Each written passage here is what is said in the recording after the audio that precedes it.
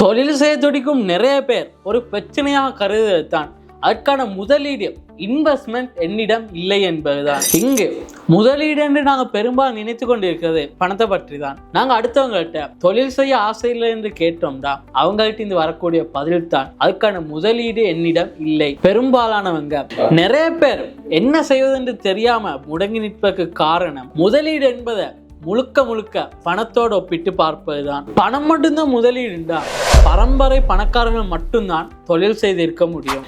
இன்றைக்கு நாங்கள் காணக்கூடிய மிகப்பெரிய தொழில் சாம்ராஜ்யங்கள் உருவான காரணம் பணம் மட்டுமல்ல, தங்களுடைய திறன் எது என்று அறிந்து அது அவர்கள் தொழில முதலீடு செய்ததன் விளைவாகத்தான் அவங்க இன்றைக்கு பெரிய தொழில் சாம்ராஜ்யத்தை உருவாக்கி இருக்கிறாங்க.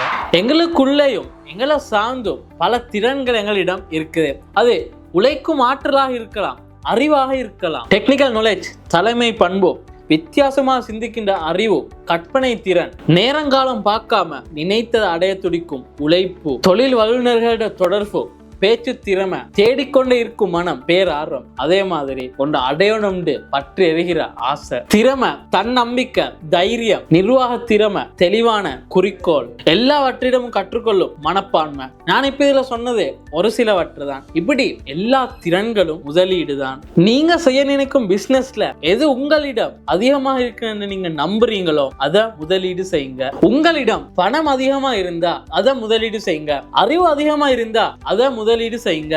இவை இரண்டையும் விடவும் உங்கள்கிட்ட உழைக்கும் ஆற்றல் அதிகமா இருந்தா உழைப்ப முதலீடு செய்யுங்க. உங்கள்கிட்ட எது அதிகமா இருக்குதோ அதை நீங்க முதலீடு செய்யுங்க. பணம் மட்டும்தான் ஒரு பிசினஸுக்கு முதலீடு இல்லை.